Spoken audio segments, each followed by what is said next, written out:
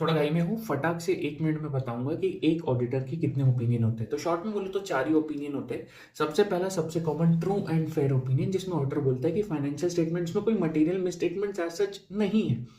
इसको अपन बोलते हैं अनमॉडिफाइड ओपिनियन। लेकिन इसके अलावा 3 और ओपिनियन होते हैं जिनको हम बोलते हैं मॉडिफाइड ओपिनियन, यानी कि मटेरियल मिसस्टेटमेंट इन तीनों में एग्जिस्ट करती है। पर इसमें सबसे पहला केस होता है एडवर्स ओपिनियन, जिसमें मिसस्टेटमेंट जो है वो परवेजिव लेवल की है, मतलब भयंकर तरीके से सब कुछ मिसस्टेटेड है और ऑडिटर के पास इसका पुख्ता सबूत यानी sufficient and appropriate audit evidence है, तो वो देता है एडवर्स ओपिनियन। इसके बाद इससे थोड़ा कम बुरा कह सकते हैं डिस्क्लेमर ऑफ ओपिनियन, जिसमें ऑडिटर बोलता है कि देखो मुझे पता है कि भयंकर गलतियां हैं, परवेजिव मिसस्टेटमेंट है फाइनेंशियल स्टेटमेंट्स में, पर मैं मजबूर हूँ, कुछ कारणवश मेरे पास आज की डेट में पुख्ता सबूत नहीं है, इसलिए मैं डिस्क्लेम करता हूँ, मैं ओपिनियन ही नहीं दे सकता। और तीसरा ओपिनियन है हमारा क्वालिफाइड ओपिनियन, जिसमें ऑडिटर बोलता है कि देखो मिसस्टेटमेंट्स है पर परवेजिव नहीं है।